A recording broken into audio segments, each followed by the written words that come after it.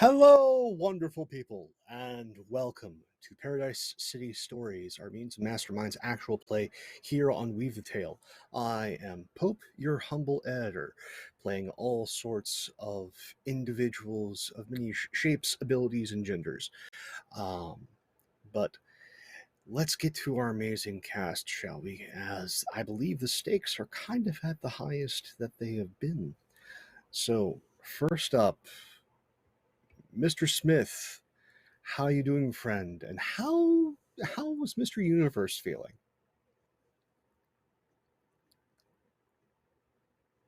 You can hear me. Friend. Now you can hear me. Yep. There we go. That's a great question. He's a bit terrified. Just had his called in Mr. Universe to help him out, and honestly, he let's just be over at this point. So we'll see how this goes. He wants the Wax King gone forever. Speaking of someone who may have a grudge against the Wax King, our friend Anino playing Lawin. How you doing, friend? I'm doing all right. My name's Nino. I use he, him pronouns. And I play Lawin, the veteran hero who was MIA last week because he got shut down by the Ronin. Yeah, Green Ronin. Now back at his peak. Absolutely nothing to worry about. Someone who's definitely not worried about Wax Kings or Green Ronins would be Jet, played by Isha. How are you doing? Oh, yeah, no, Jet's not worried at all. Everything's fine. Yes, hi, I'm Alicia, Energy98, depending on where you know me from. Yeah, Jet's doing great. Just aggroed at Wax King in particular, so everything's gonna be fine. And someone who is quite literally nose to nose with the Wax King is Overdrive, played by Zveth. How you doing, friend? Hello, I am doing good. I am Zweth. I use she, her pronouns, as does Overdrive, who, as you said, is nose to nose with the Wax King. She was initially feeling like pretty confident in this battle. We're back out of the Weird City, it's fine, but then she's face to face with the Wax King, so we'll see how that goes. Indeed, we shall. Sort of a quick update if you are just joining us.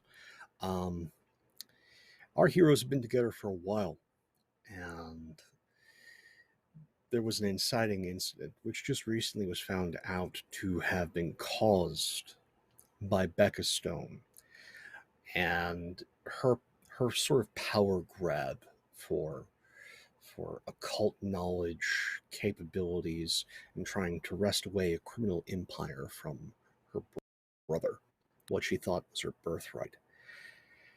And through her manipulations, connections, etc., she had accrued a great deal of said power. But ambition allows things to just slip through your fingers when you're juggling too many things at once. And Overdrive in confronting Becca Stone here in the Paradise City Cemetery caused her to drop one too many things in the air. And with that capability and with an opportunity, the Wax King literally used Becca Stone as a gateway between the Mad City and the real world, tearing her open like so much tissue paper and just stepping forth. Now, to set the stage a little more, we have the Wax King nose to nose with Overdrive. Over off to the side on a stone mausoleum is the unconscious body of Lawin. Further away, now in a daze, is a youthfully restored Ken Nakamura, otherwise known as the Green Ronin. Does he have his full faculties? Is he being controlled by otherworldly forces? Our heroes don't know. And then, gathered not too far away from this cluster of doom, is both Mr. Universe and Jet. And so, my friends, for possibly the last time, I'd like you all to roll me some initiative.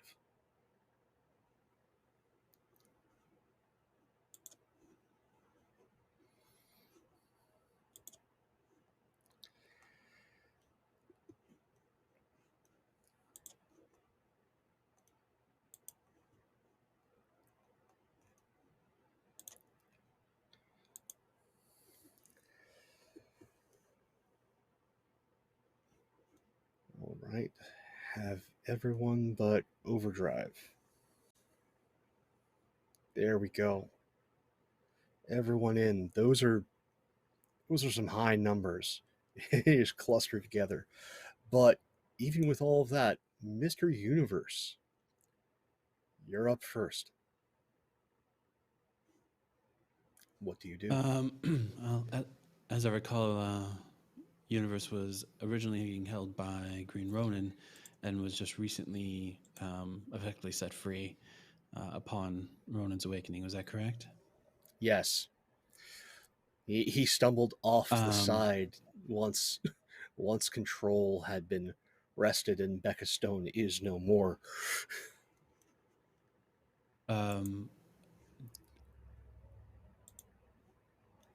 As soon as he was set free, he immediately sees what happened with Stone up on the dais area, and seeing the Wax King come forth, he just puts out a hand straight, or his arm straightens out, his hand palm upward, and just fires a beam straight at the Wax King. All right, let's see how that goes. Let's see how that goes. Oh no. 29. That is a solid hit. Nearly 2 degrees. So that blast hits hard, but let's see just how hard. So this blast issued forth by Mr. Universe in far more control than we have seen him. In this quick moment, impacts with all that sort of energy and gravity into the right shoulder of the Wax King. He stands his ground, but definitely put a fist-sized dent into the right pauldron of the armor that the Wax King wears. Something that we haven't really seen Mr. Universe do before. So it'll be interesting to see how everyone else reacts. But next up is the Green Ronin, Ken Nakamura, trying to understand what's going on, shake off the cobwebs. And he's slowly sort of coming to, disoriented, and stands up from a staggered position and just sort of takes in the scene and just issues forth in a disoriented voice, "What's going on?" And even that throws him off, as it is a voice of a much younger man than he is accustomed to. And so he is standing on this battlefield, lost. After that is the Wax King.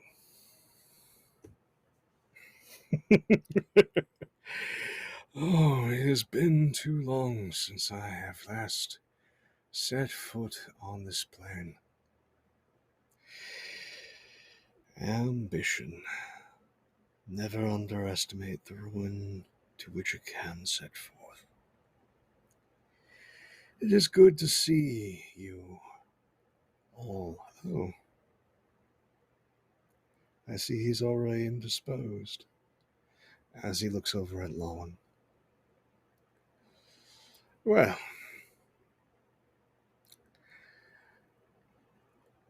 it wouldn't be sporting of me to just lash out, as he just sort of those fiery pits that he has for eyes looks over at Mr. Universe.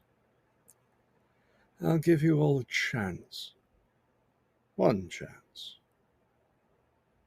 To flee this place. There's no need for us to come to any more blows. Cede the ground, and you will be safe. And if you're worried about your city, I don't plan on doing too much rearranging. Just enough to make myself a home. What do you say? A reasonable enough deal, as he stares now back over at Jet.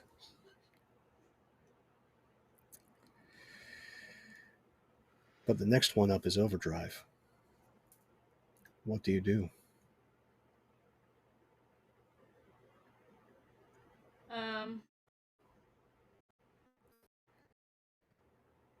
I look over at Jet,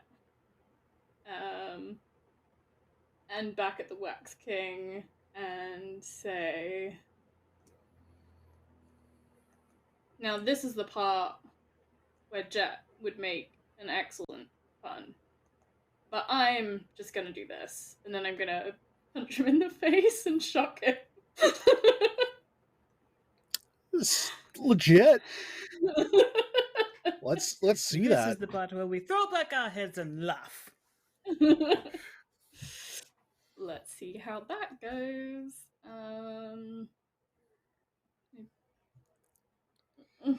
26. Damn. Okay. That Yeah. definitely connects. Let's see what that does. Yeah. So you throw one hell of a haymaker and just connect right with his jaw. But this is disconcerting and awful in a very unique way, as your hand goes through that jaw. It runs like hot wax over your fist and through, as you just wham, and wax just goes all over the place. It's scattered over your panels, over your flesh. And then you look back at him as all that damage just goes away as wax starts to melt down and reform his jaw and beard. Well, I see your answer. Does she speak for all of you? As he looks again over at Jet.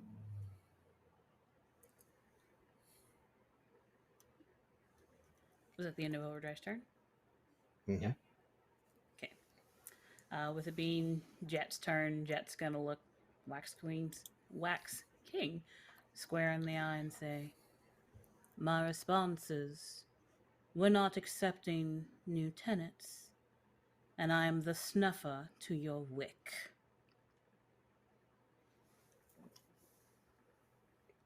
And she's gonna do something because that calls for things.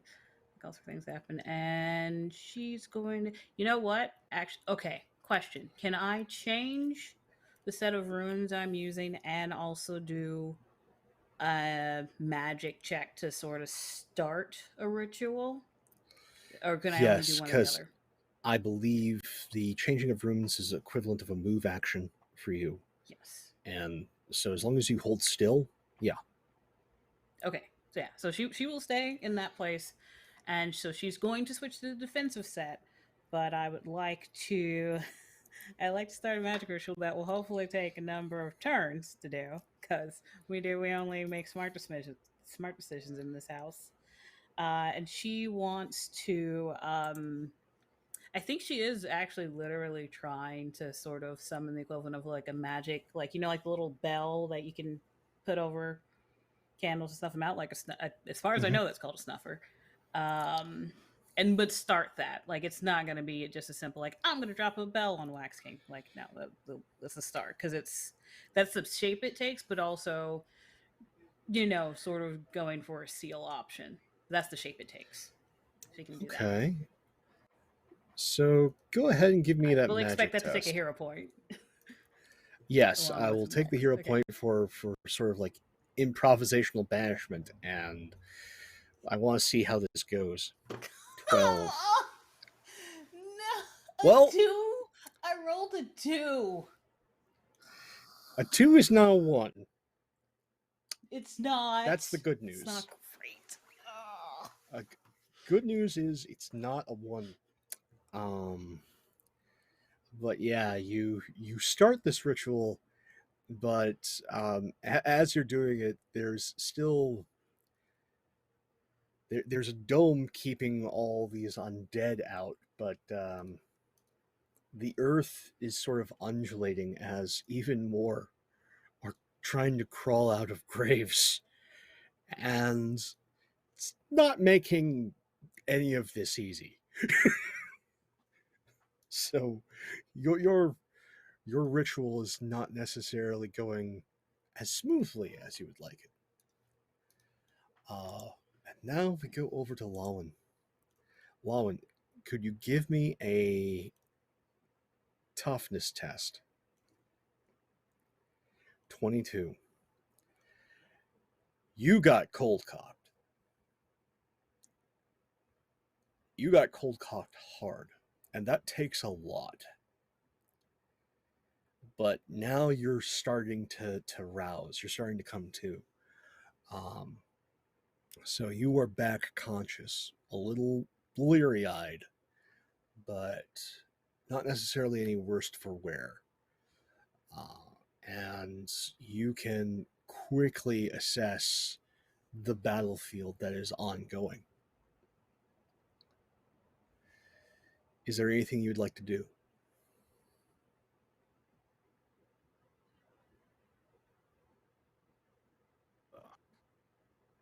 Yeah, I think that Lawin is going to kip up back onto his feet, and assume a stance, and then he's just going to dash forward. He's going to pass the Green Ronin and borrow his katana,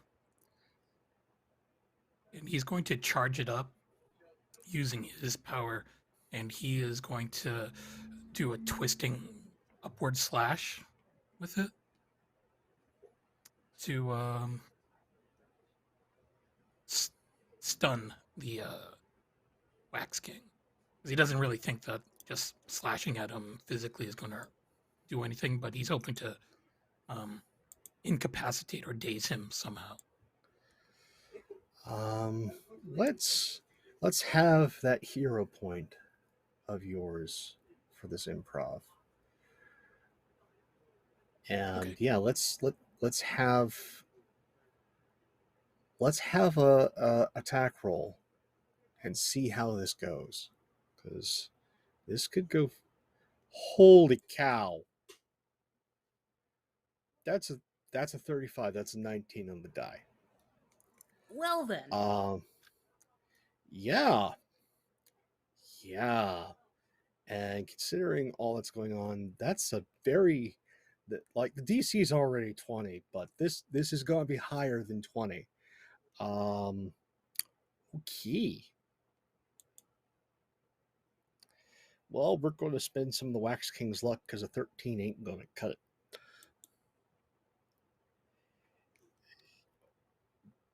Well, since it's a luck that got spent, it's at least a 20. Oh, wow. Okay. So, yeah, that's 2 degrees.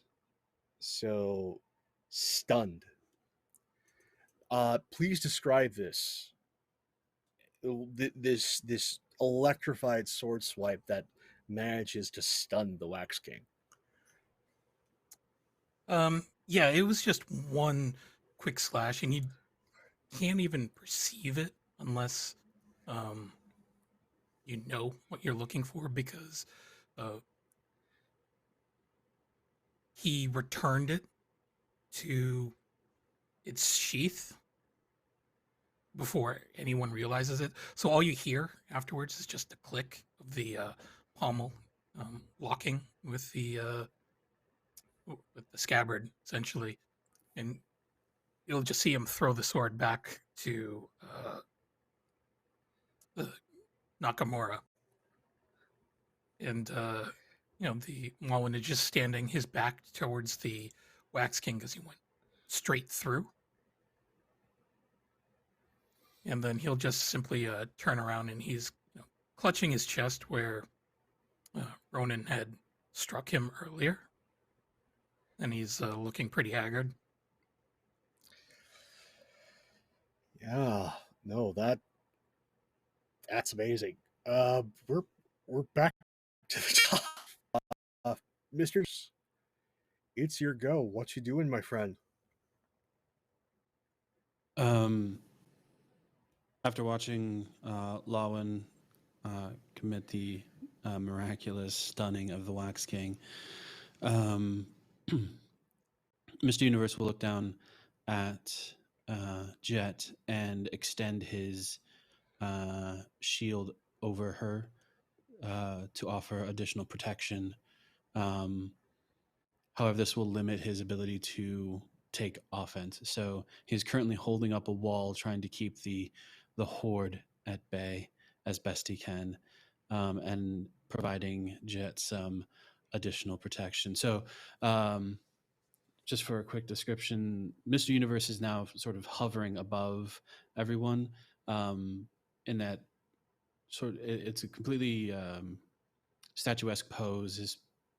His feet are sort of pointed downward. The suit is neat cut, impeccable. The shadow from his fedora seems to expand into a void of space that covers the upper half of his face. And there's this flow of energy as he just gestures down a hand to Jet. There's just a flow of energy that seems to envelop over and causes a shimmering effect.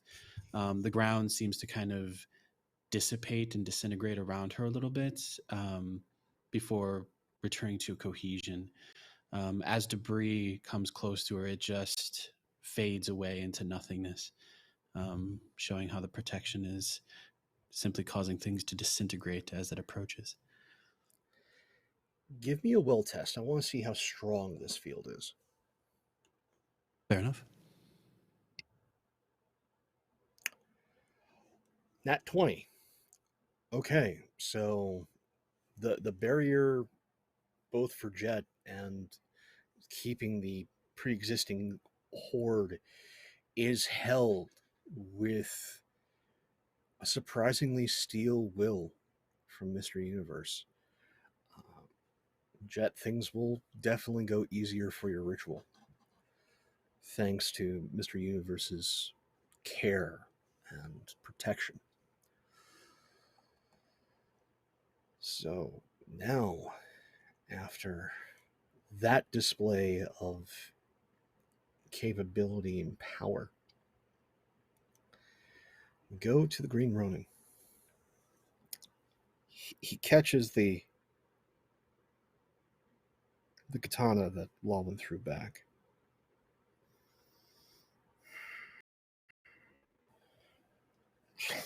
Draws it.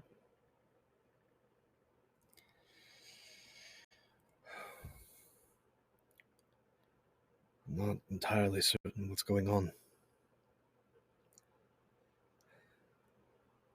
I know villainy when I see it. And against a stunned Wax King,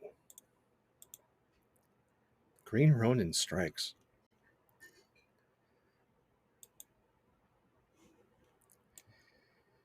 Nat 20. Okay, then. Okay. You know, all right. Okay. Good.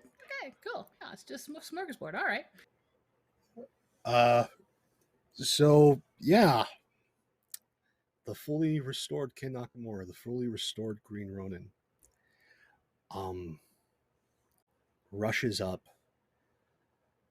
feints with the blade, and strikes with the scabbard. And it is with such force and precision that the gorget around the Wax King's neck is now dented inwards. If the Wax King breathes, he's going to have an awfully hard time of it. Let's find out just how hard of a time. Oh, a hard time. We're going to spend another luck here. Nat 20. Okay, he's not. It's not great, but he's good. He's good. As that strike with the scabbard definitely does dent, but it doesn't seem to affect the Wax King, at least for now. Okay, so Roll20 is having a mood today, as 320s have been rolled in less than 10 minutes. Good to know. Okay, so It's fine. It's fine. It's fine. I mean, it's on our side, so it is fine. Totally so fine. now it's the Wax King who he's just gonna try and move away because he's getting his ass beat. Would you say his offense is waning now? Eh? Eh? Eh?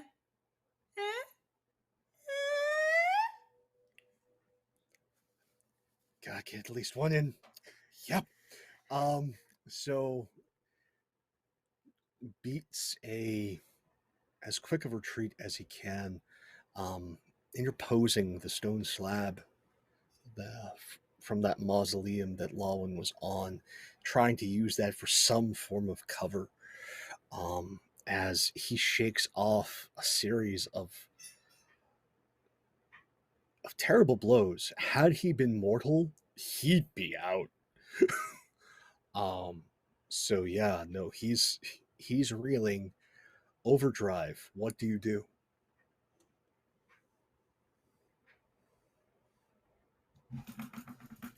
So, I am going to kind of try and keep step with him, so that he cannot, just wander off. I'm basically gonna continue to engage him, like, hand to hand, but that's gonna be my flavor 4. I'm gonna give All right. teamwork to someone. So +5. I will give it to Lawin because the other All two right. are working on their ritual. So I'll be like, nice to have you back awake, Lawin. Think you can do that again? I'll try and get you an opening.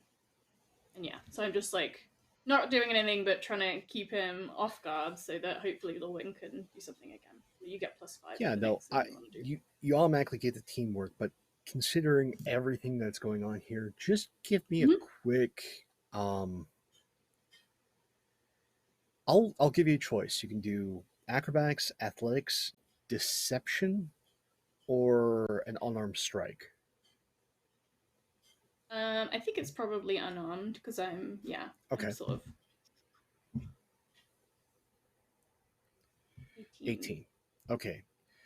Yeah, you're up in his grill, and even with the communication that you guys have, uh, he's still reeling and is now focused on you, Overdrive, at least for now. That is me. And yeah, we cut now over to Jet.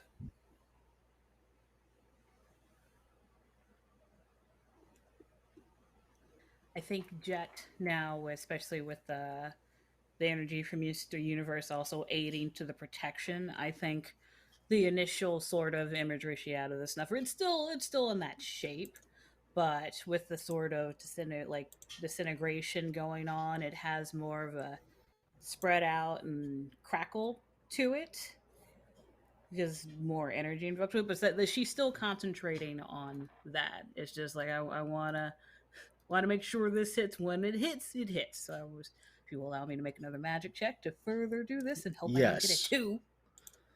Let's see that magic check. 22. Much better. Much better. That. So, with that, you are making now much further progress. You're not quite there, but the circle is taking shape, and the mystical energies are being called forth. The sky begins to crackle with this sort of red and purple and blue energy, as the forces you are calling on begin to answer. Lawin, what you doing? You're back with a vengeance. Yeah. So Lawin is he's going to do something fairly acrobatic.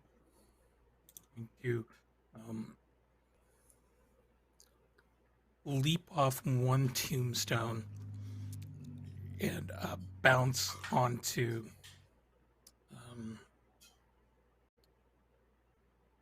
Overdrive's shoulder and use that as a takeoff point for flying attack. So you'll see him soar upwards from there. And then sort of pause at the top of his ascent, and you'll see him just twist and begin to dive. And he's going to dive with a a flying kick to the back of the Wax King's head, and you'll see it. It's kind of like the attack that he did from the first episode, where there's this like electric eagle wings just manifesting around him as he dives. Going pretty metal. Yes. Yes, let's see this roll.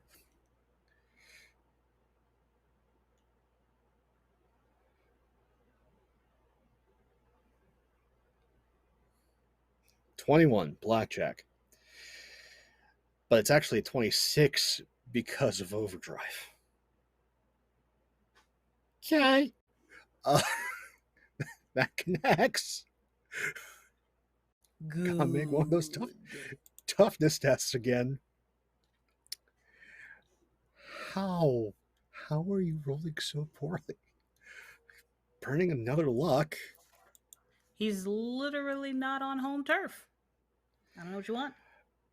It's home game for us. 26. Yeah, he is. So that's a lot of his luck already gone. Okay, as Lawin, you connect, and you feel his body give in a sort of almost sickening fashion, and then time just sort of hiccups, and you're hitting him again, but this time he manages to sort of hold himself with himself together and stand firm. But you know you connected. You know you're exhausting his resources because he is having to pull upon manipulating reality to stop your furious attack. All right, we're back to the top with Mr. Universe. What you doing, friend? Can we say that Lawin is stuck in the Wax King? Like he was trying to kick through him instead of just smack him. So, maybe his foot is now stuck in the back of his leg, in his back or something. I like this image. I'm going to say you hit, and initially you kind of blew a hole through, but again he's calling upon his abilities to sort of just ever so slightly manipulate reality and chance, and instead in that hiccup in time, you hit him, and he lurches forward, so you land with one leg buried in him, and the other leg, because you're flying, hovering off the ground. So there's one leg stuck in the Wax King. All right. So, Mr. Universe, what are you up to, my friend?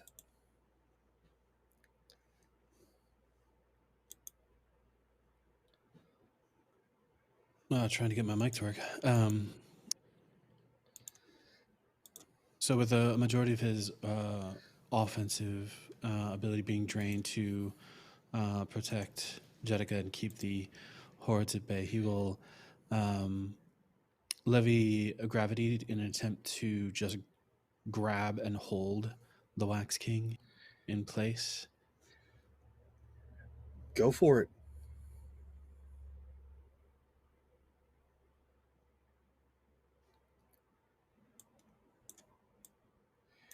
$21. That barely connects. I'm going to say with this, he's making a strength test. It's effectively a grapple. Okay, so I'll make you a deal.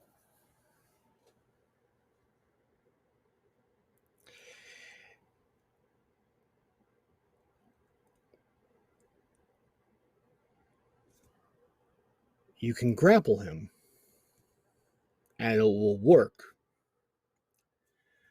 but Bastian has to come back into control. All right. Okay. So you have the barrier, you're protecting Jet, and you lash out, and you hit, and you feel him slipping, but now Bastian's back in the fore, and he's held. Tell me how this looks. This very stoic Mr. Universe, the only real gesture he has right now is one hand is sort of pointed down to Jettica, offering this barrier of defense. As he attempts to extend his energy and his power out to hold the Wax King in place, there is a shudder and a glitch to the visage of Mr. Universe as the fedora seems to just fade away, and the sort of stoic floating entity that was there just sort of goes lopsided a little bit as the arms kind of jut out, trying to balance himself in midair. The wall behind him that was holding the horde at bay seems to crack a bit and shudder. And Jet, being the closest, is like, oh no, no. I got this. We're all fine here. Everything's fine. Don't worry. I don't know what's going on. Just continue, please. Okay. And with that moment, and with that, the Wax King nearly slipping through, but Bastian coming forward is enough to keep him locked in place. We see, as he sort of goes lopsided, an ace of spades falls out of Bastian's hand and falls upon the ground.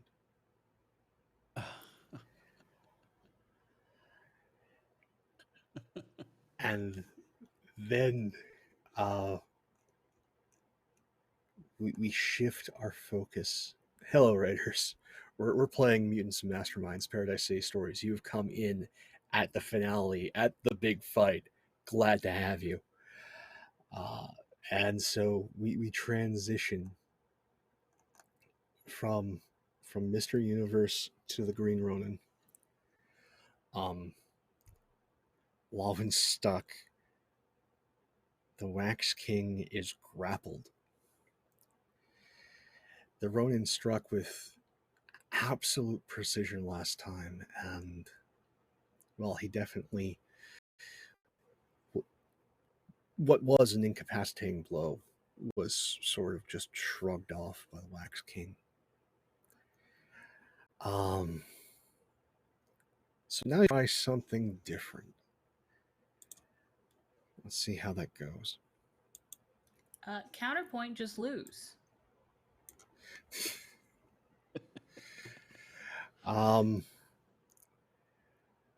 Sometimes heroes are just meant to be heroes, as he rolls a 32. That's a 19 on the die. Okay.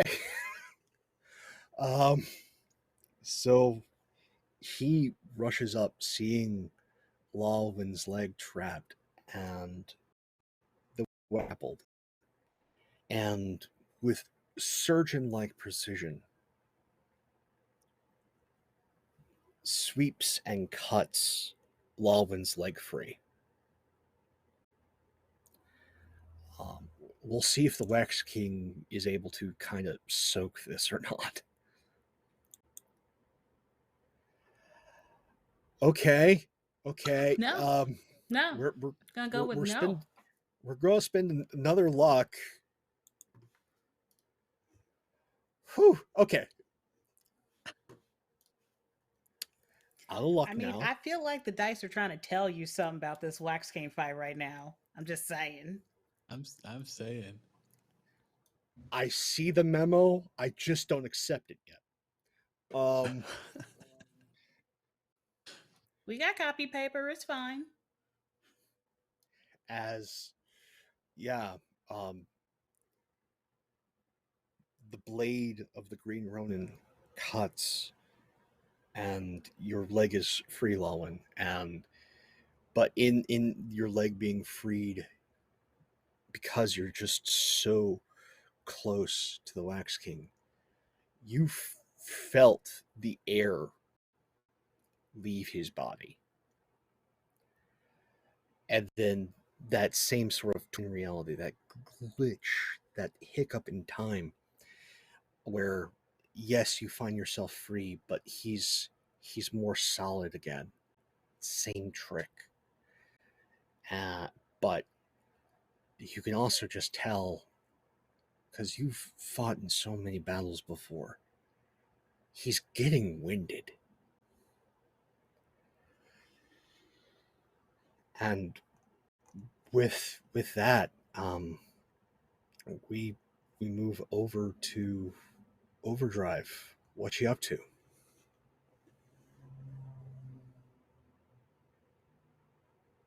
I don't mean, is it not the Wax King? It would be, but he just had a sword in him. Okay, cool. And had a leg removed from his scene body. got cut. Awesome. He's kind of dealing with the, I just had to put parts of myself back and manipulate reality to do so. So Got there it. you go. Excellent. Good to hear. So thinking that, he's Wax, this might be helpful. I'm gonna spend a hero point to change up my lightning-y stuff to basically, instead of be lightning, to just basically like heat up my cyborgy part, and then just In fact, with both maybe, and then I'm gonna just try and punch right through with a really heated hand to go through the wax. Let's see this. Where it's already been like kind of cut down. So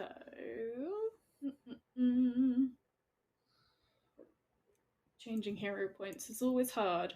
To do the maths for. I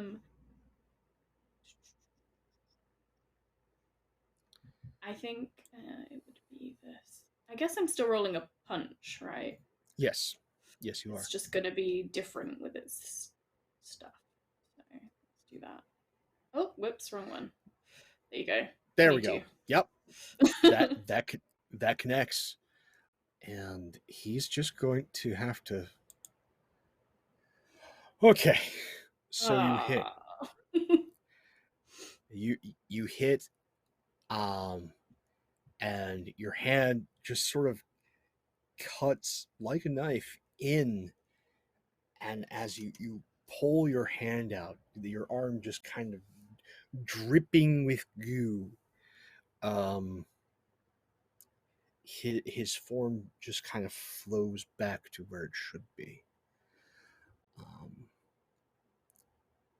Still doesn't look pleased, but he's not any more worse for wear.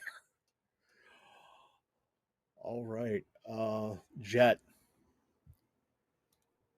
All right. Again, furthering the switch roll, and I imagine while this has been building, especially since the ground was so shaky when she first started it, I imagine while Jet normally, draws on the ground with ink and everything, this is one where Jet, the longer this ritual has gone, the more she's actually planted her feet into the ground. And just like with the paper ritual, when all the letters were going across, she's kind of has vines slowly growing up her legs and everything. But yeah, so what we're gonna do, I want to do one more check on this, see how well it goes. Perhaps she's just buried under the earth. We'll see. 26. That's solid. Okay. So at the end of the round, the ritual will complete. We'll get to that. Sure. But you've managed to finally finish this ritual. Give me a will roll. Okay. However, are you calling upon the power rune? Of course she is. He's okay, gotta go. So add 5 to this. Add 5 to this. Okay. So make your will test and add 5. That's 30. So that's 30. We'll get to that. Put a pin in it. Okay. Gotta get to that. Lawin, we move back to you, friend. What are you up to? So Lawin is just going to, now that he's free, he's going to sort of twist and turn around to face the Wax King. And he's going to start doing like the Naruto hand movements in a signal that the Wax King would recognize. He's signaling his Kame no Ite move. And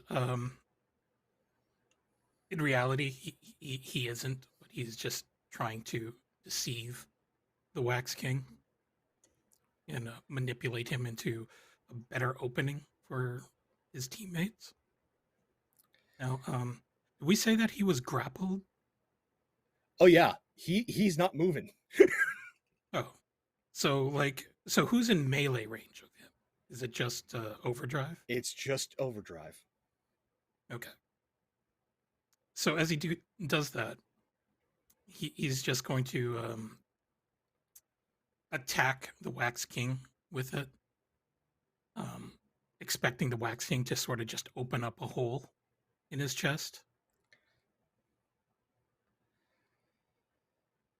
I'll give you a choice. You can make an attack or you can make a deception check. We'll do an attack. Okay. 19.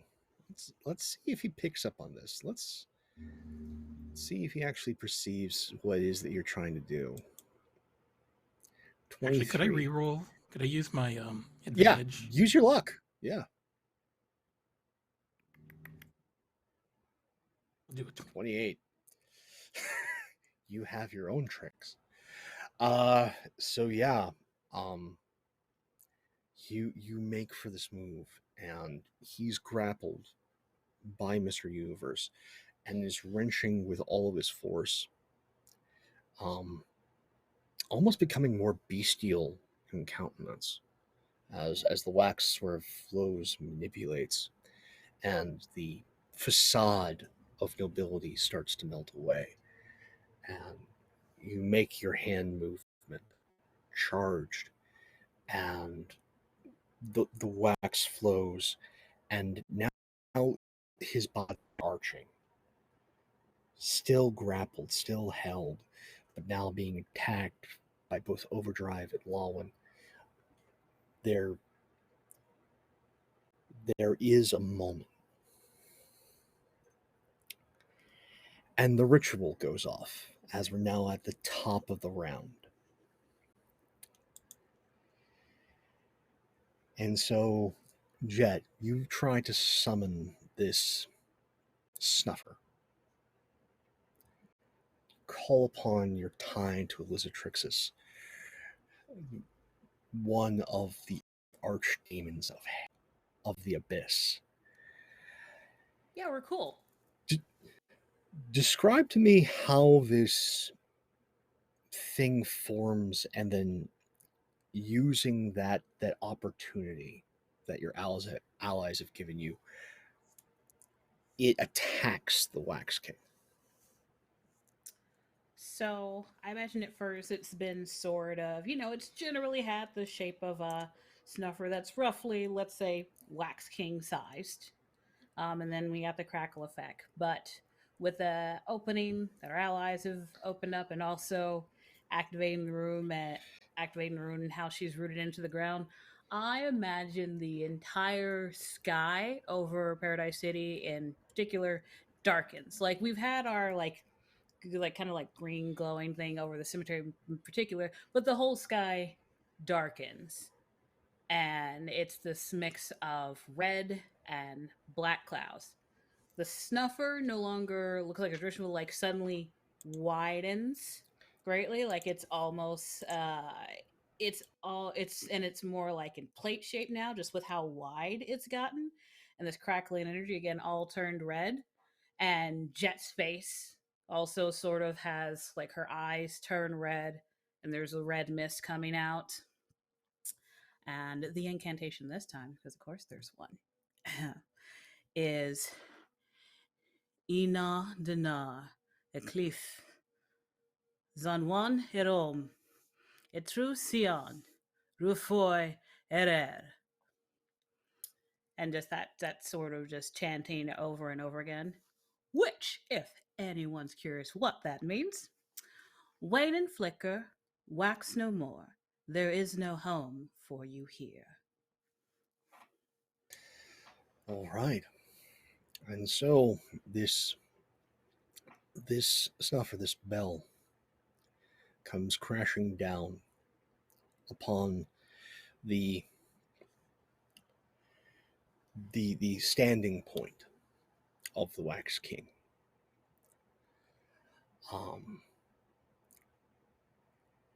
And things are going exceptionally well. He is hit by this sort of banishment binding, except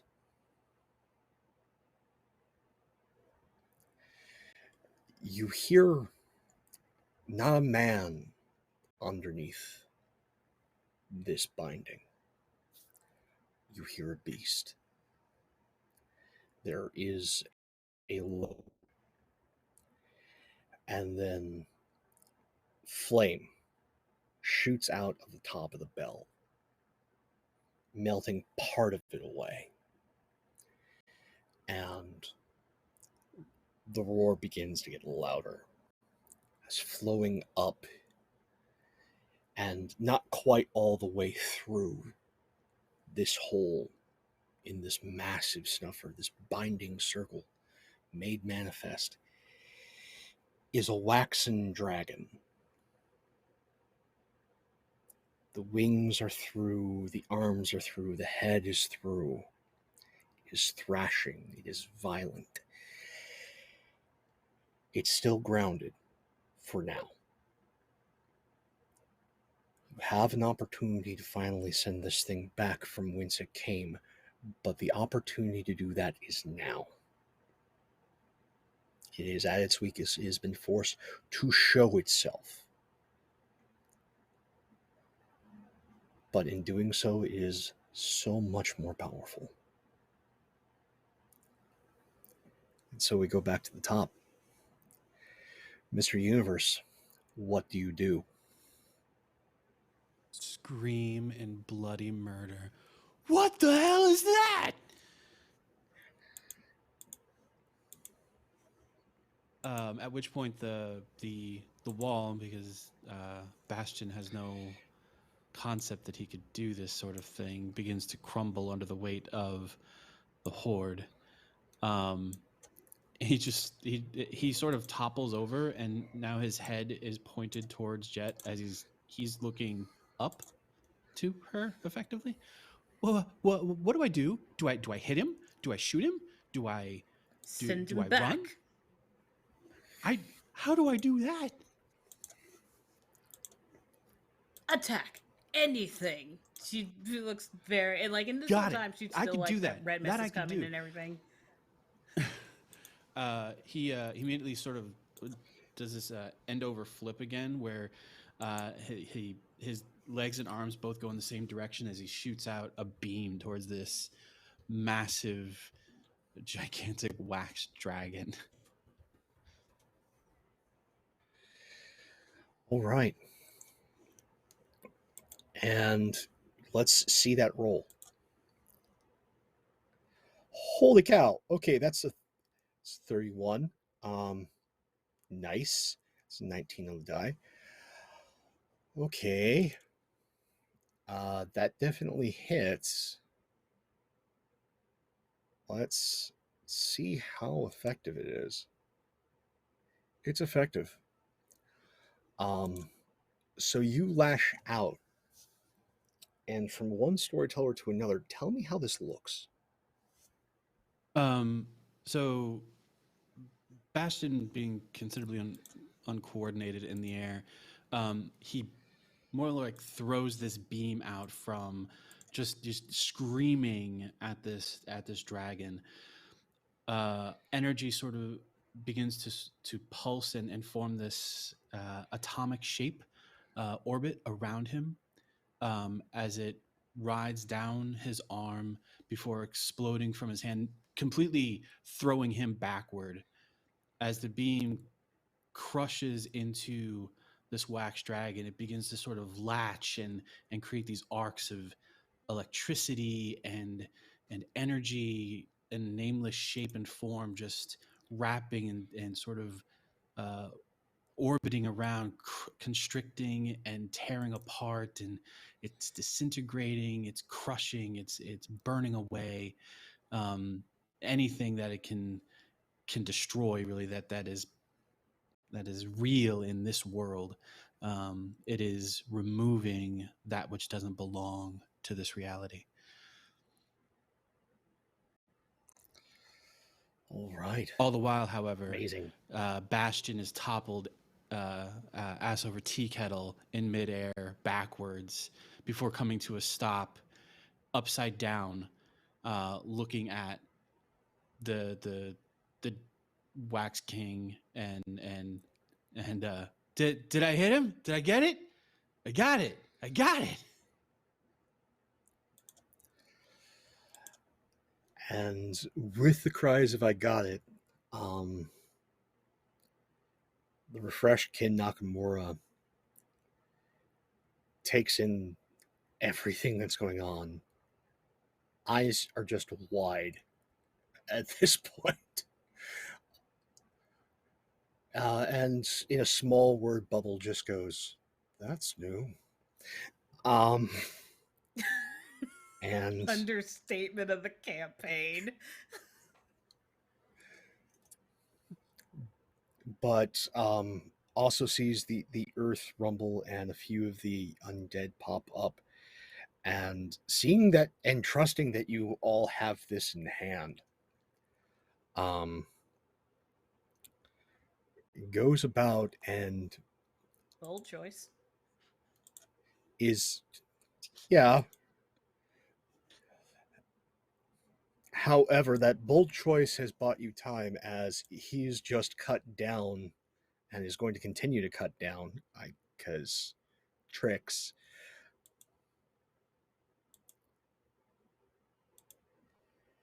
Yeah, he just cuts down 5 zombies, one after another, in a display of beautiful violence, as these things emerge from the ground and effortlessly decapitating or cutting one in half, and before it completely falls over, cutting the head and just laying waste to the restless dead, buying you all more time. And now the Wax King actually gets to do a thing. See if it actually does anything. I'd suggest nothing. It's a bold choice. They would throw us off. No. We are not having that. So it breathes in good and deep, and there is this amber and then brighter to a blue glow, as I need both Lawin and Overdrive to give me dodge checks, as it spews forth blue flame.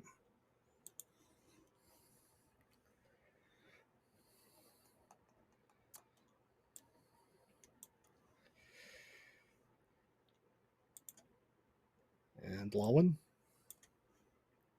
Can I forego my dodge check to ensure that Overdrive gets out of its way unscathed? Sure. We'll let that happen. And so Lawin pushes Overdrive completely clear of this blue flame blast from the dragon. Lawin, you've been a lot of places. Is this the first time you've been hit with dragonfire? I'm just curious. No, it is not. Of course not. That's But- awesome. That is so but- awesome. This, you know, this is going to get painful fast. Yeah. Because you've done this before. You've got a choice. Correction, he has not been hit as squarely as he has now. Every time it's always been because he's been flying. So he'll get hit like, on an arm, his cape, his foot, things like that. But this one is This one's square. You've got a choice to make. You can try and stay here and tough it out, or you could use the energy that is bathing you right now to leap. What do you do?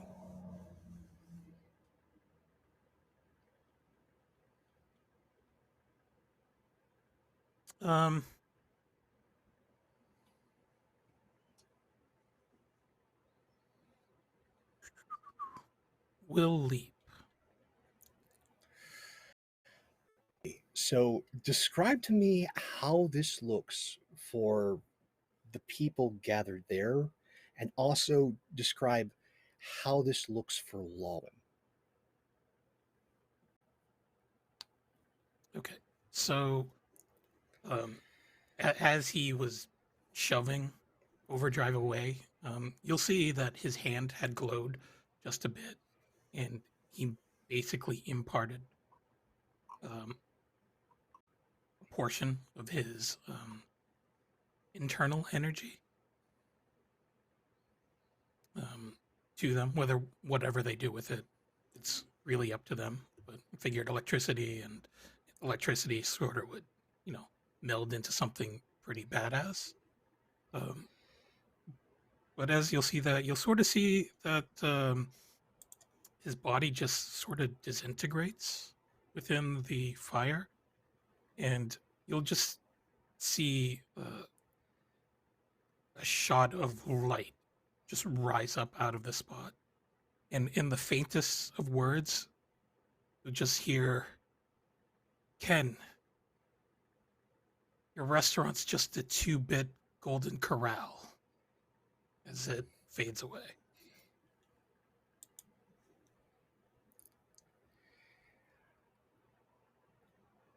He was pretty salty about getting knocked out by the Green Ronin earlier. Clearly. Lawin, true to himself, salts the earth on his way out. And so Lawin jumps to yet another time, another place in his ongoing journey, leaving a bit of himself with Overdrive and buying the team just a little bit more time. And the Green Ronin just narrowing the eyes at the spot where Lawin has leapt. I mean, Golden Corral? If you really wanted to hurt my feelings, you would have called it a Bob Evans as he decapitates another zombie.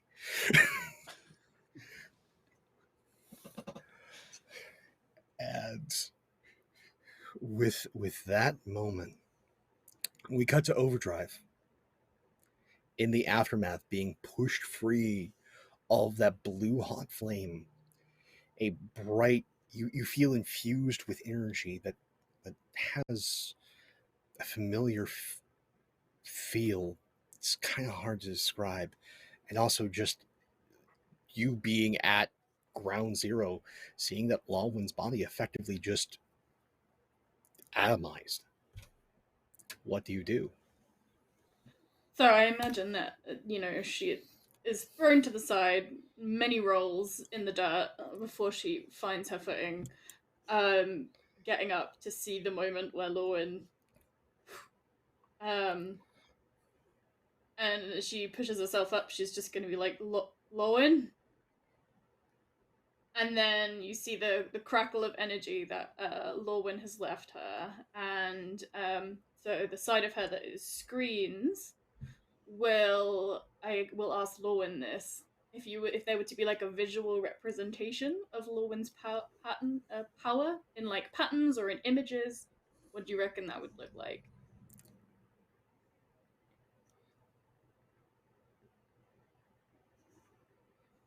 It would probably look like a dusty tome of various figure drawings and techniques, martial arts techniques and sequences, as well as a map of where each of the chakra points are within the body that you can tap and pull more internal energy out and use that to strengthen whatever it is that you're trying to do. Okay, so I think this sort of like flows over the screen, and then maybe those points flare with light on Overdrive's body herself. And I think we probably get that, good old panel of just the eyes as they narrow. And she sort of is gonna do a bit of a growl, and then with her arms that are still like nice and hot from what she did before, she's gonna basically try and leap up onto this wax dragon using the meltiness to basically get a hold. She's just gonna like punch in and do that. And I think get up to what looks like a weak point to do a nice big attack using all of the power that Lawin has left her. Okay, let's see this. I have no idea what to roll for that. Just give me an unarmed strike and we will go from there. Okay.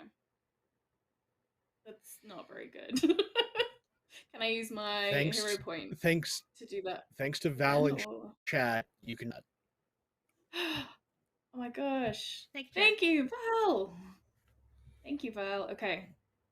That's even worse.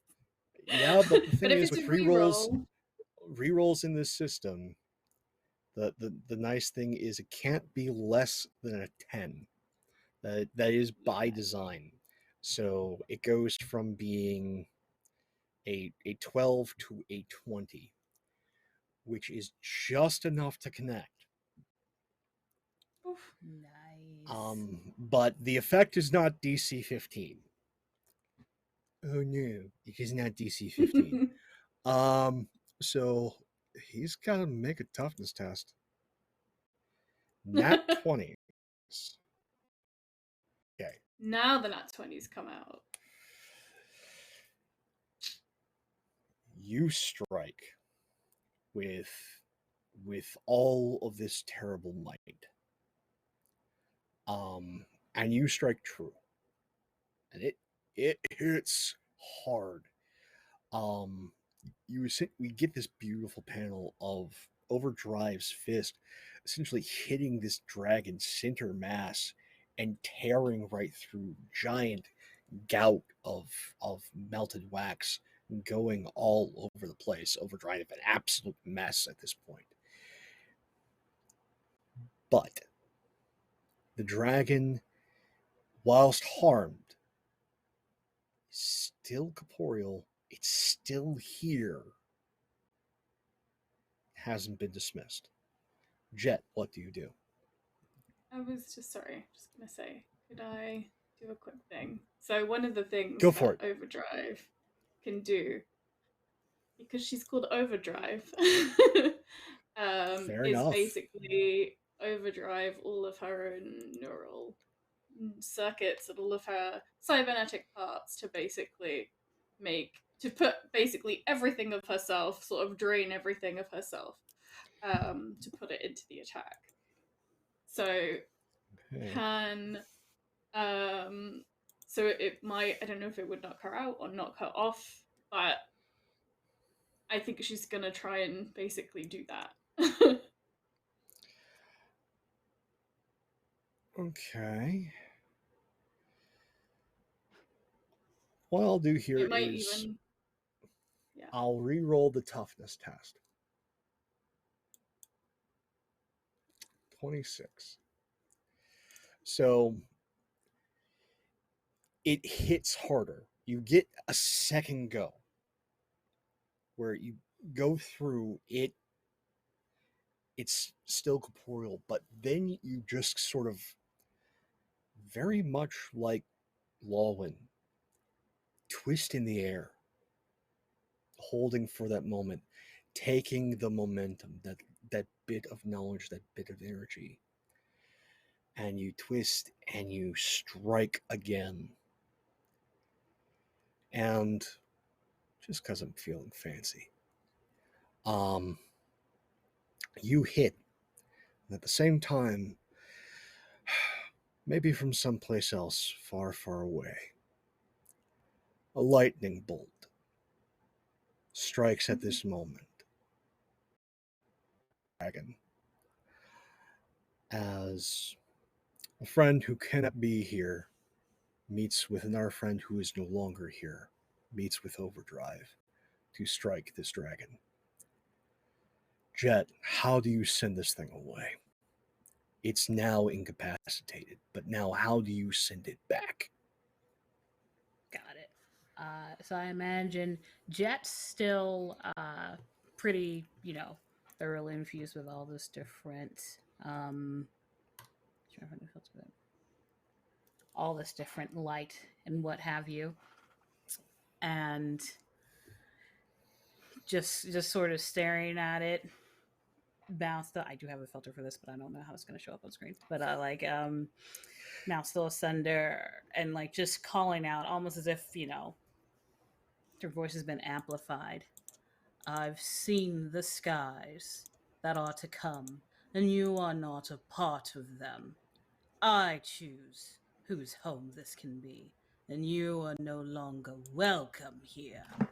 And just all of, I imagine every single bit of ink Jet has just flows from the various inkwells she has in different parts of her outfit, and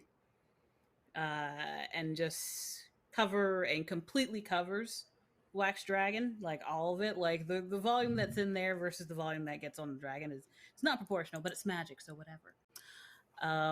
Just kind of covers it and sort of charging in taking both hands and then just shoving them forward, concentrating every bit of arcane magical energy she has, including, of course, the power rune.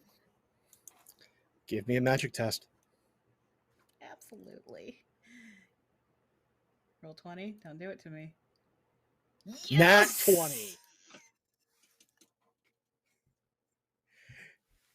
And with that, between the might of all of you combined,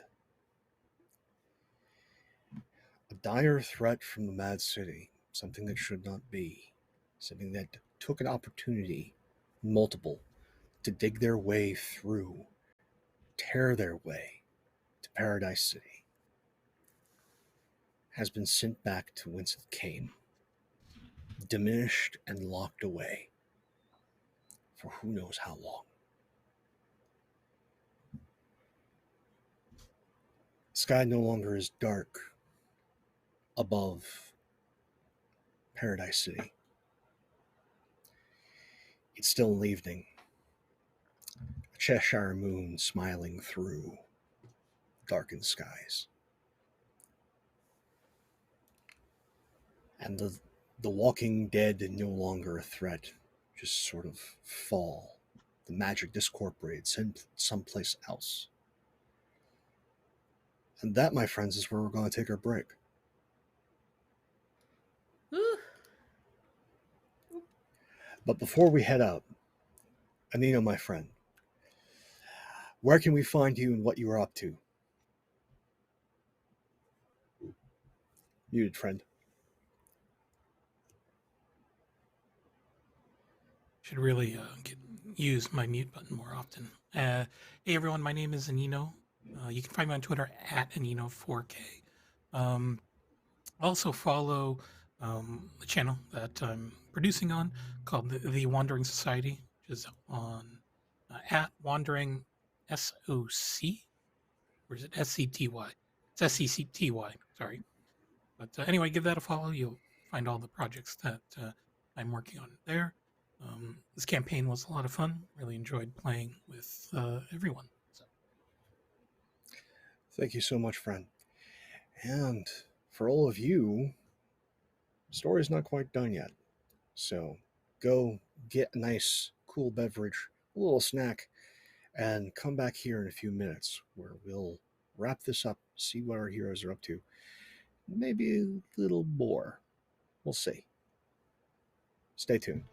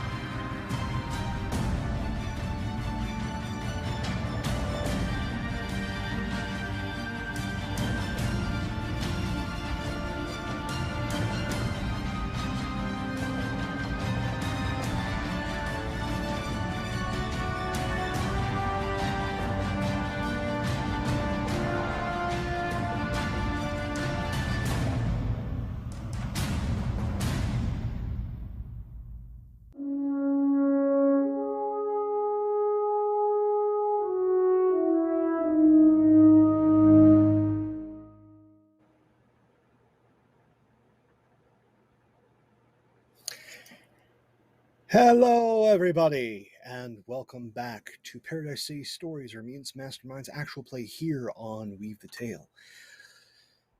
The Wax King is no longer here, and we focus this aerial panel down to Paradise City Cemetery. The ground is scorched and broken, but in the moonlight we can see 5 figures standing. Actually, 4 figures standing. That's right, it's only 4. As we zoom in,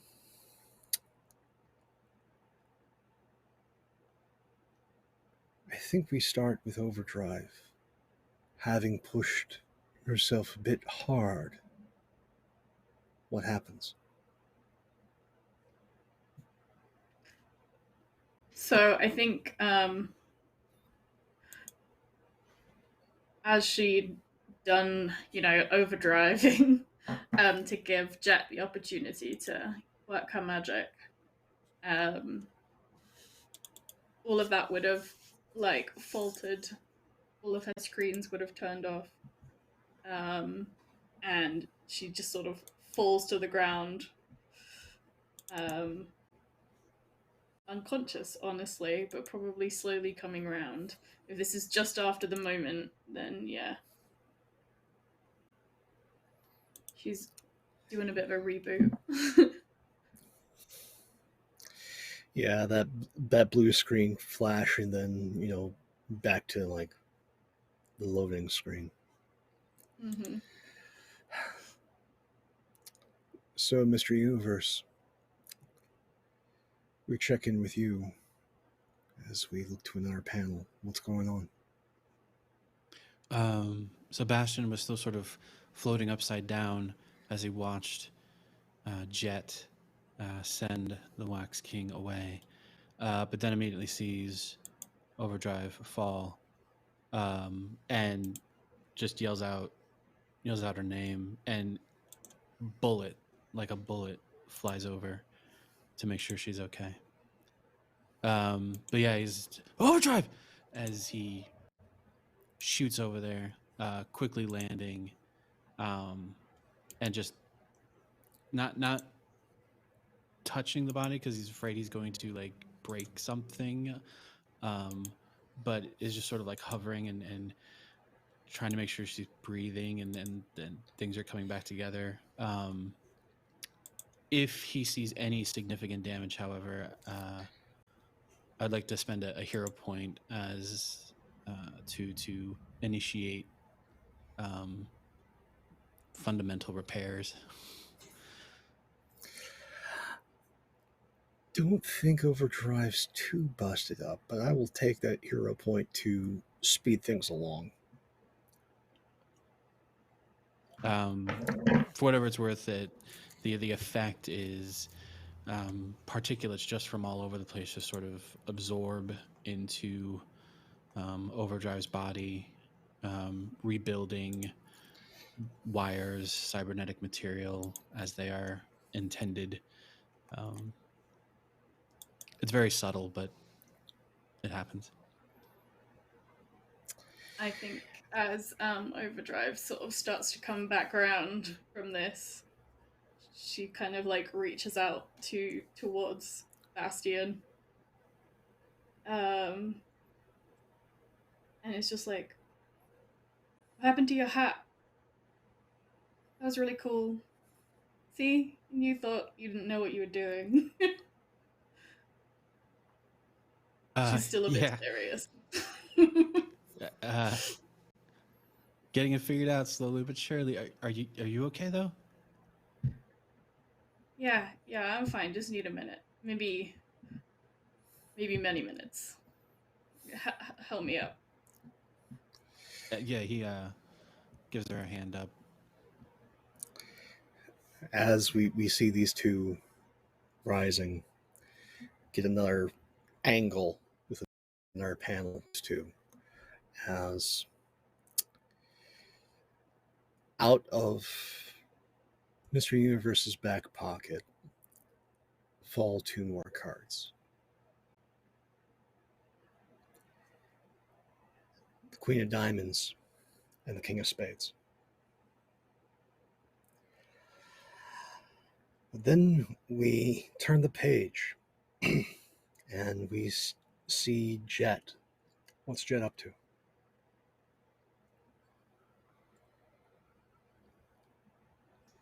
Imagine Jet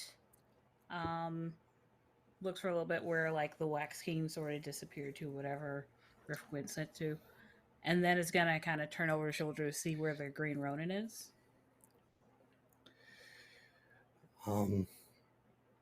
Yeah, Ken's standing over, just sort of like gently poking the earth with his foot over where the Wax King has been dismissed. All right. So, that went well.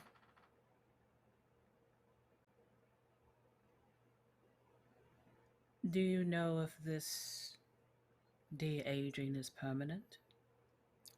I have no clue. But your mind is your own. Yes, it would seem that way. Hmm.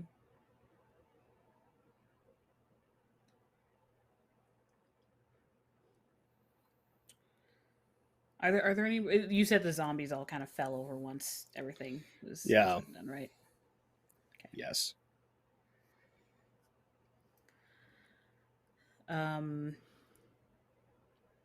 we all saw Lawin sort of big dissipate. Flash of light, like get hit by blue dragon fire, atomize, and then giant flash of light. Okay.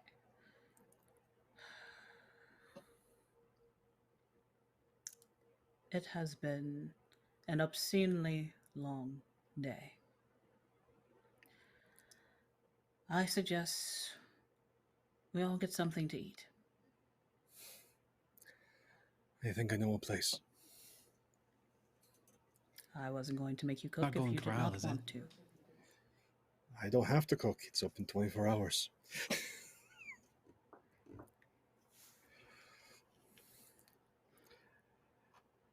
And I think we turn the page and we're no longer in Paradise City Cemetery. We're back at the Epic, and we're at a table at the Green Ronin Cafe.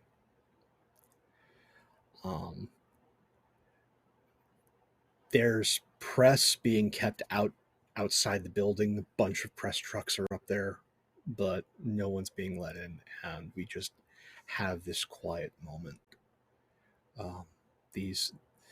The three of you gathered at a table. Green Ronin probably off in the background, having a very confused discussion with Death. And holding up like an old newspaper picture next to his face.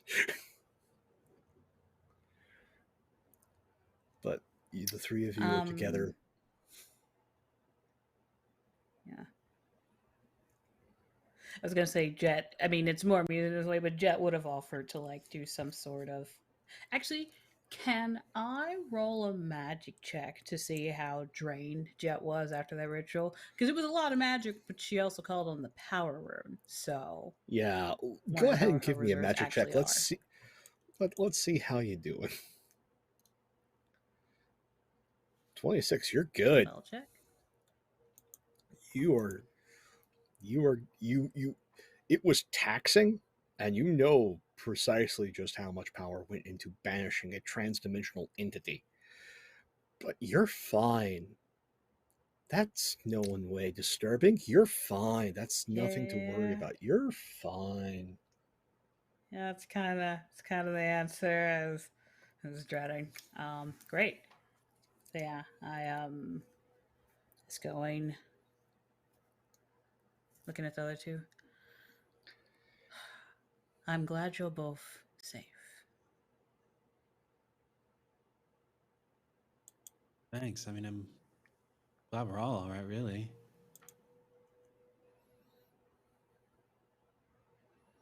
Except, I mean, me too, don't get me wrong, but Lawin, Yes. I think we lost him to a place we're not going to be able to go find him again this time. Yeah, it's like I can't feel anything like Lawin anywhere.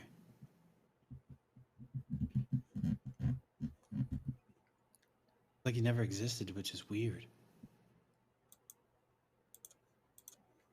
Not when you're dealing with different dimensions, it's not. And it doesn't make it Guess any that's a easier. fair point.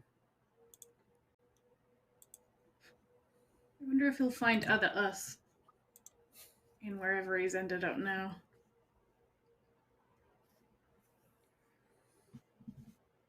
I mean, likely. I don't know much about dimensional hopping, but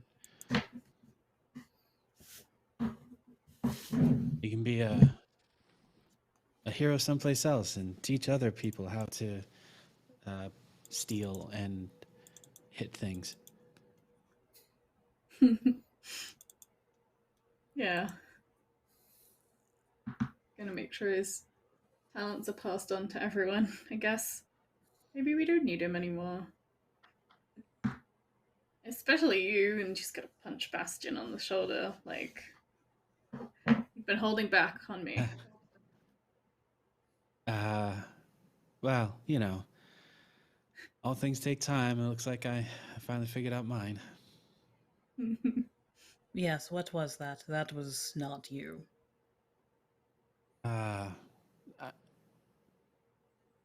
He like goes red and oddly quiet.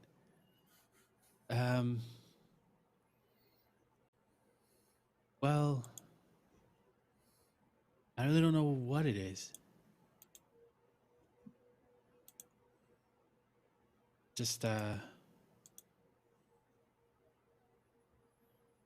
when everything happened and back at the Mad City, when I got back, there something just clicked. I guess I don't know. It was anyway. It says it's the universe. I don't know if you can necessarily quantify entity like that, but it says it's the universe, which not a great segue into. I can't. I mean, I won't be staying here much longer.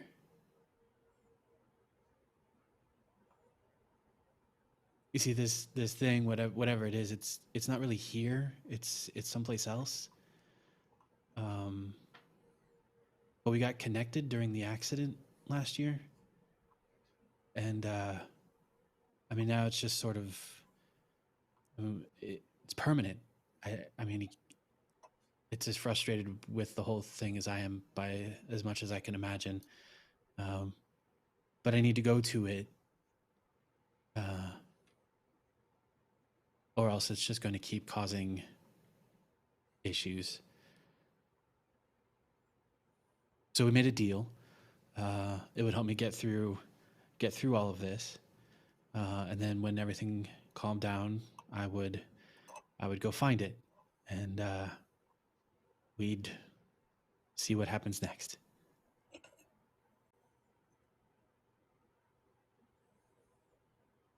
We can come with you, you know, we could help. It's not going to be anywhere here. I'm not exactly sure where I'm going, but he just points upward. It's just sort of straight that way.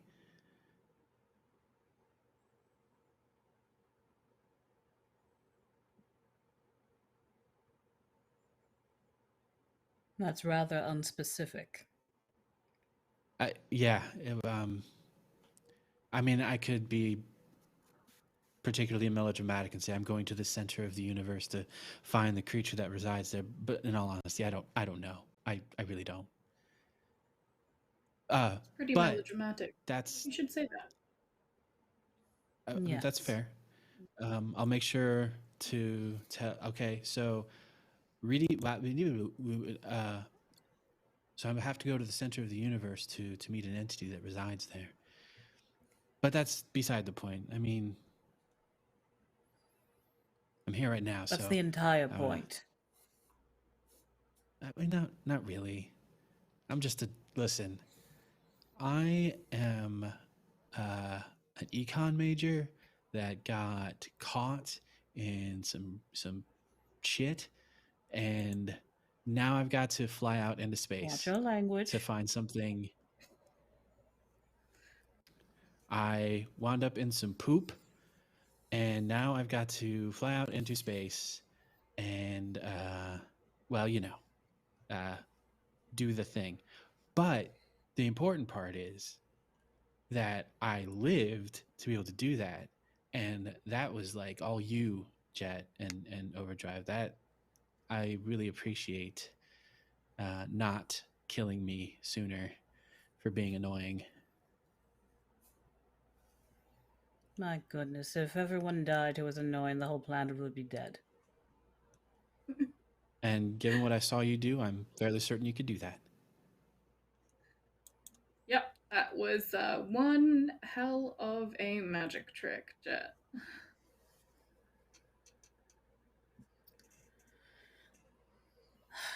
Yeah. But if you had to go on your journey, I suppose that's fine. I guess I can make Thanks. tea for myself for a while. But I do expect you to return. Yes, ma'am. I think. You sure. know, Of course. yeah, I mean, I think, not that I want to break up our merry band and all, but I think, and as I say this, those little chakra points from before will sort of start to glow again on the cybernetics. I'm wondering if, didn't think it was going to be possible, but starting to wonder if maybe I can go back to my own reality and sort some shit. I mean, sorry, chat. Sort some. Yeah. Sort that out.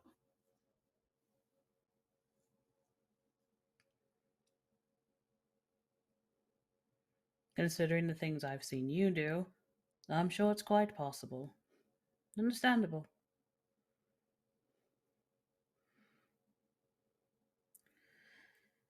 Journeys are important. Sometimes paths loop back and sometimes they do not. But taking them's always important. And I encourage you both to do so. I think mine geographically won't be very far, and someone has to maintain this space.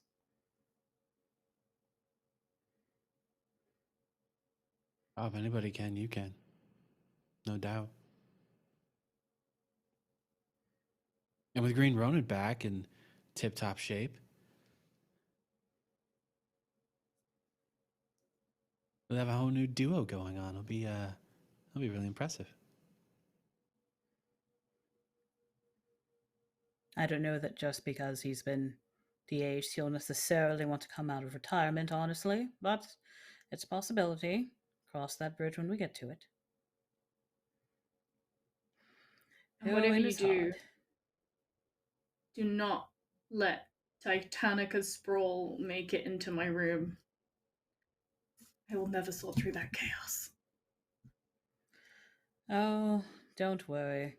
I'll reorganize everything. I hope she's all right.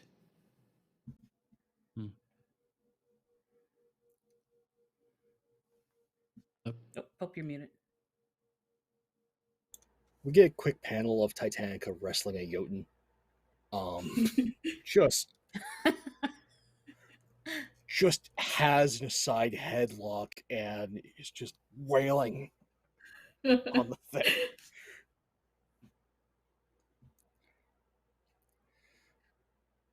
Well, this wasn't how I She's the one I'm expected the this. least worried about. Yeah. This wasn't really how I expected this day to end, in all honesty.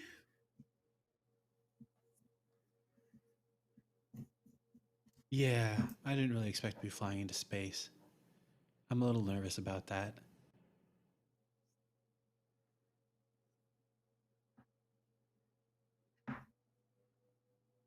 I think you got this. I mean, you're the only person I know who can shoot huge beams of, I don't even know what.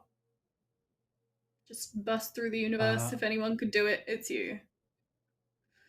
Yeah. Apparently that is a conflux of the fundamental particles of the universe and the energy within. I had no idea. That was news.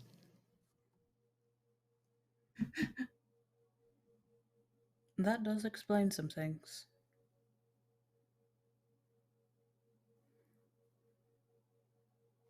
Well, I guess we'll have to set a date back here to catch up on everyone's adventures.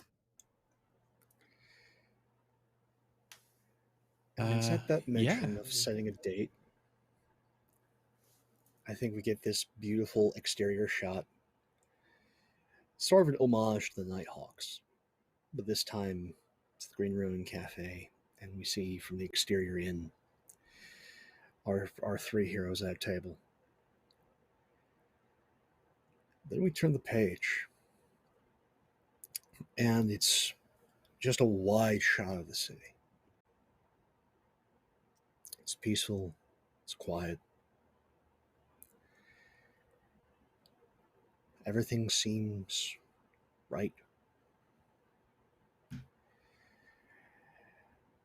And we then get to see a small little explosion happen off in the distance.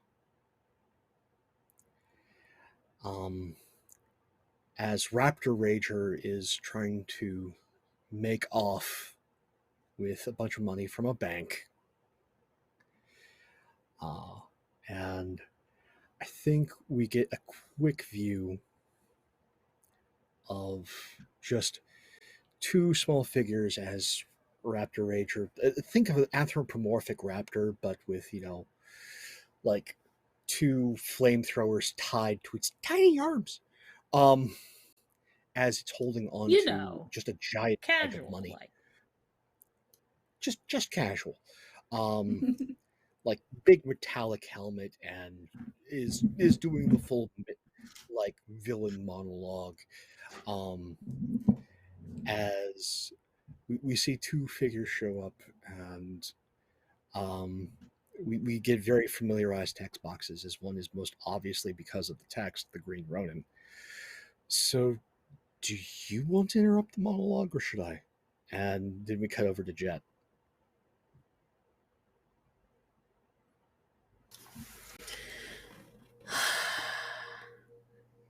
Duty calls, it seems.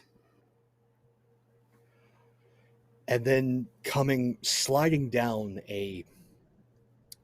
best to describe it as sort of like an Iceman slide, but made out of paper, his stylus reader. Yeah. Oh, yay! Well then, let's get to it.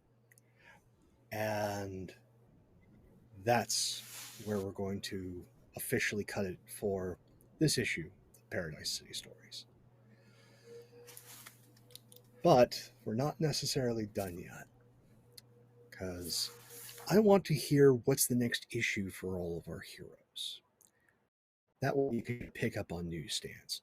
So first off, what's the next issue of Overdrive like? So, actually, I think the cover is what is probably Horizon Labs, but it's very clearly in. There's a slight difference, like 3 slight differences to it.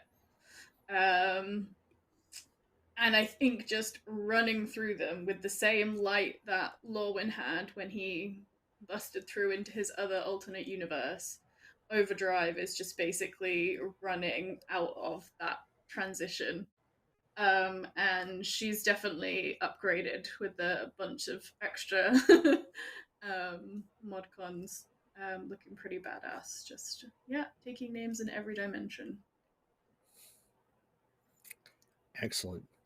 What's the next issue of Mr. Universe? It's a bit of just a quiet issue of him making arrangements to be gone. But the cover is walking out onto the patio area of the Epic, and there's sort of a backdrop of various memories of the team behind him, sort of reflected on the windows. But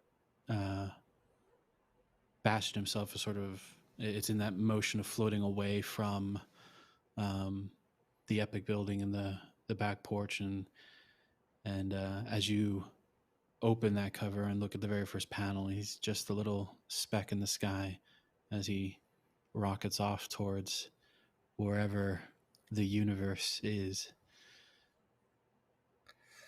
I think there's a little Easter egg there as you get to the next panel of like Mr. Universe passing the moon.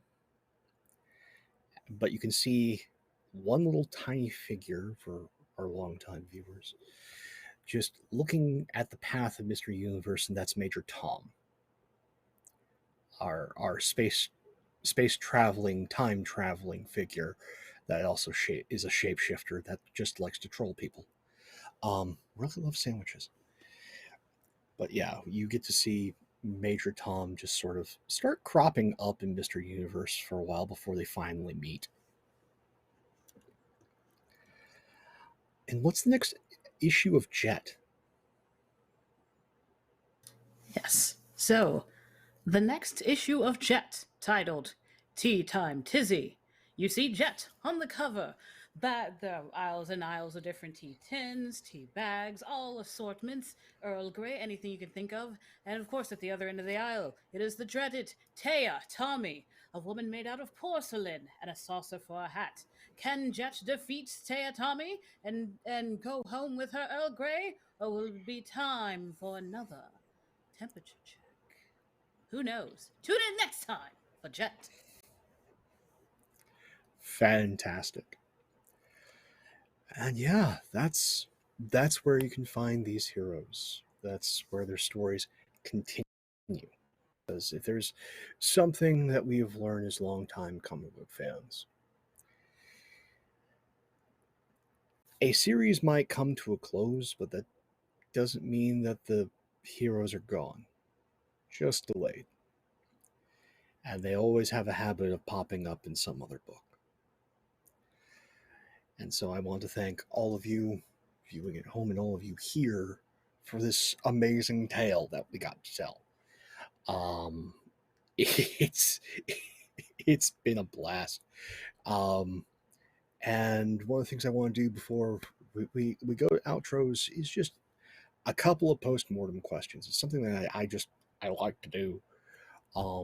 Get insights into things and give people sort of a little taste of what goes on behind the scenes, as well as just getting people's viewpoints. The first question I want to put to all of you is, what did you enjoy most using Mutants and Masterminds? Because I know we didn't necessarily beat beat deep into the mechanics, but with what we did, what did you actually like really enjoy about the game?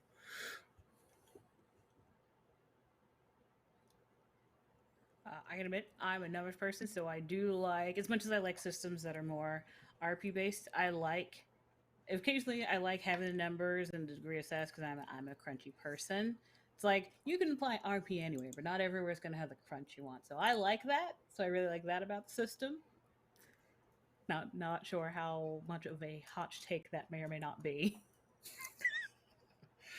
No, it definitely gives you that something tangible to hang on, as well as like leveling up is it's a point buy system, so it's very simple. Once you get through the first two hurdles, it's very easy to pick up and add on. Um, Zveth, what did you enjoy about Mutants and Masterminds? Mine's almost the opposite, which is I think why Mutants and Masterminds is great because it can be somehow both of these things. I really love like using a hero point. I think my favorite thing is to use the hero point to like edit the scene, where you basically just be able to go like, this thing seems really cool and would make a really cool panel if this were a comic. Can I, give the GM some more fuel to do things? Like give this hero point away and like just have a cool thing happen. I think that's what I like about it. Yeah, sharing narrative control and having that be ensconced in the rules is a lovely tool, because it it's a permission to futz with everything. Because so often when you're just we treat these books as canon, we treat them as law, and so often I know I myself have been very guilty very early in my career of playing games of, if it's not listed, I don't do it. This gives you that permission to go, you know what, take the stick and toss it out the window and just let people have fun. Yeah, Mr. Smith, what did you enjoy? Oh, please continue. I was just going to say it's a great way of giving that like the rule of cool a sort of actual mechanic. Like if your boss as a GM is not doing as good as you want it to, you could just be like, well, they're gonna win, but you guys can all get a hero point to do something cool later. And I like that because it's like story gets really put in front of everything. Yeah, no, that's very cool. Mr. Smith, what did you enjoy about Mutants Masterminds? I am gonna play the terrible card, and actually, I'm gonna make this a lot slightly longer answer, and I apologize to everyone. So, I was a long time in my gaming career, hardcore story. Couldn't give a crap about rules, mechanics. They just got in the way of being awesome, right? However, over the last decade or so of gaming, I ran into very hardcore mechanics players, and it was always hard to interact with them, and I found it very frustrating. And this is leading to the final answer of, I've grown to find a place where you can, particularly with systems like Mutants and Masterminds, it is really good at giving you the mechanics to tell a fantastic story. And it gives you all the options and opportunity and tools to make something that is completely unique to the story that you want to tell. And it provides the editor, the ability to merge all of those unique stories into one without breaking anything within the mechanics in and of itself. It can be a bit daunting. I will admit the system can be daunting with Mutants and Masterminds because of how dynamic it is. But there are tools out there that can help, and I think it really does well in allowing you to be a comic book hero, which is absolutely brilliant, and I've thoroughly enjoyed it. Yeah, no, it does a lot of things. Now that again, this game is not young; it's been around for a while, and It has. I can definitely shout out that sort of like how a few other systems are going. There's you can go out there and just kind of get like the basic rules, and it's very sort of clear cut, easy to pick up, easy to play. Then you can get the actual like core book, and you can see where the engine is and get in there and really like futz with things and tune things up. So there's sort of like tiers of play that I like that we're getting into. And for those publishers that are doing that, thank you. Because having something that's sort of like here's all the like basics covered without having to go through all of a lot of the crunchier systems want you to do. So having something that's sort of like, okay, you can choose stuff off this menu, plug and play, and it all works. But then have something that goes, okay, so you really want to get in there and customize. Here's the book for you, and have those tiers of play.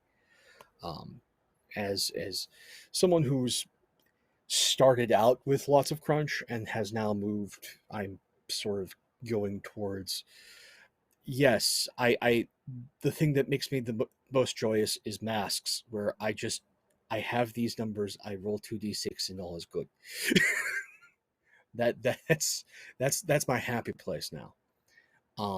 But coming from stuff like Spycraft, if you know, you know, you can see it in my eyes, like, it is a beautiful, beautiful thing. But when your tome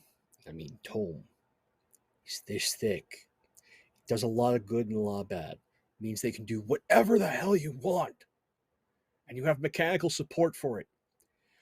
But it also means I can do whatever the hell I want. There's mechanical support for all of it. And that's daunting. My spouse is the Crunchinator 5000. Rules, the more uncomfortable they get. Whereas I am just like, please, I just want to have fun. I do not want to have to bow down to the west, to the east, turn in 3 circles in order for my power to go off, please. But these are things that you occasionally must do, as well as, subdivide these numbers in order to figure out what your armor value is. I'm looking at you, Mekton. I'm looking at you. So yeah, no, I like that there's this sort of adopt your difficulty that we're now seeing in TTRPGs, and Mutants and Masterminds does that aces. Now, one of the things that I definitely want to know and touch on before we head out is, it's a question I get asked a lot of times, and I always end up asking, where did these characters come from? Because that's like, they had to originate somewhere, and I always am curious to know where. So, Zveth, where did Overdrive come from? So Overdrive was one of those stories where you get a character that you get really, or at least this is how I do things, you get really excited for, everything sort of spirals and you're like, oh, I've got all these ideas. And then you play like 1 or 2 sessions of the game and the group falls apart for no particular reason, but scheduling, whatever. And it just kind of fizzles out. So she's been like on the back burner of mine for a long time, like really wanting to actually get a chance to play her. But I don't know where she came from. I think actually I had it's come back to me now, the memory. I was moving house and I was going through a bunch of my stuff, and I actually found a really, really old drawing I did as a kid, when I was first learning to like draw like manga style, and it was someone who I remember drawing, and her name was Machine. And I was drawing it before I ever did TTRPGs, and I think that was probably the kickoff point, and she just kind of went from there. That's fantastic. Capture your childhoods while ye may. There's nothing wrong with that. It should be celebrated. So, Alicia, where did Jet come from? Bold of you to assume I plan anything before I do it. I am a perpetual seat of my pants player. So, sir, where's like, Jet even from? like, I will tell you right now the 4 bullet points I bothered to write down for this character. I can tell you exactly what they are. okay, Runic researcher, body as a canvas, utility belt full of paint, and then the last one, which I it was still a question. It was summoner or enhancer ? That's that's what I have for Jettica. Everything else, it's it's sort of that feeling of like you just hit the stage and you're in it. Like I figure out the character when it's time to play them. Sometimes I have a plan. Rarely, I'd say about 5% of the time. The fact I have bullet points is more than I usually do. that's fantastic. Coming from improv, yeah, that's beautiful. But I will also say this, like, at least from the outside, I got a lot of surprisingly, like, not Batman, but Batman Beyond esque vibes. Even though you were I do love me some sort of Terry McGinnis. a mystic, it just because of the ink, because of the style of humor, but also that humor in contrast to a deep seriousness and professionalism. It really spoke to, like, okay, I'm getting like strong Batman Beyond. Like, you can put this character right in that, and it all makes sense and it all feels right. So, like, Yeah. thank you. It was not on purpose, but I'm glad that's the vibe I get. I may at one point have started rewatching Batman Beyond, so it's possible. But not when we did session 0. But no, that's fantastic. And Mr. Smith, where did Mr. Universe come from?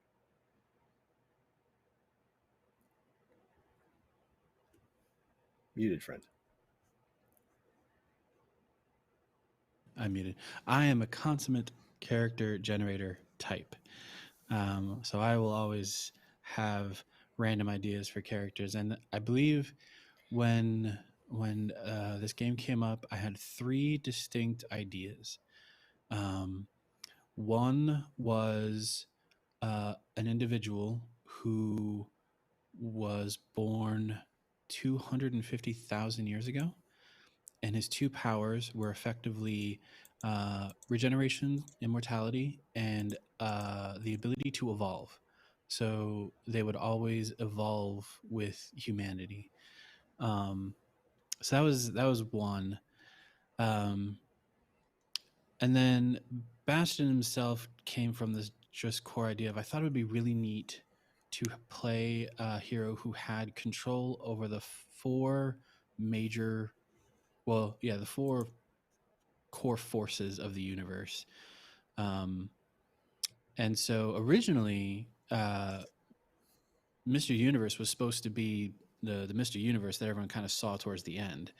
But as we were sort of, planning out the session 0, going through session 0, it was way more interesting to me to just have this poor student basically just get thrust with these legitimate, phenomenal cosmic powers, and have absolutely no idea.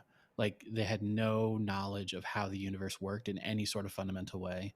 They were math, like they knew math. That's what they knew.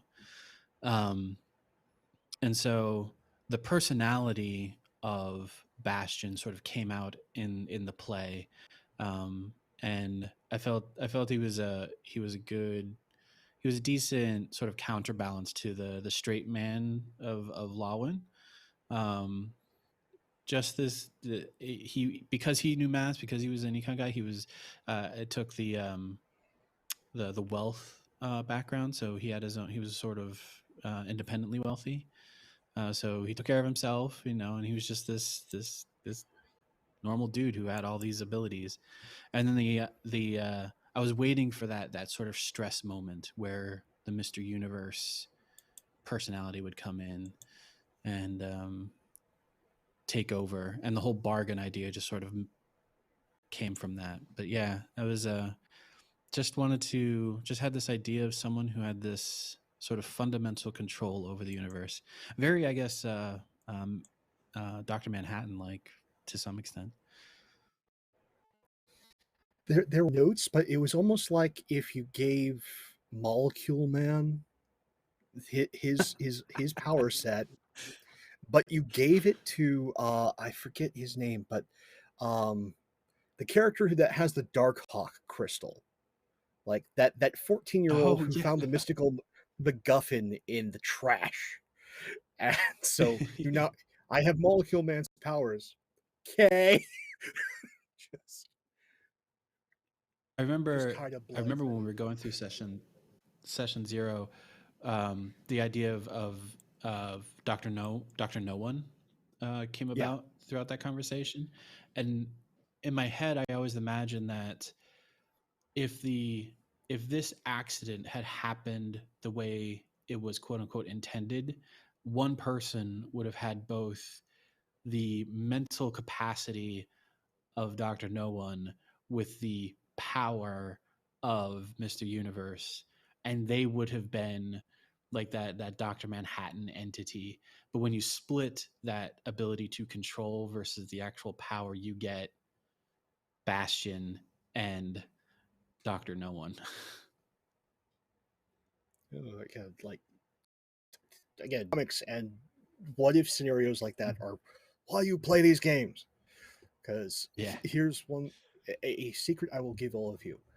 This little discussion right here, this little encapsulated moment, when not your entire team can show up, do this.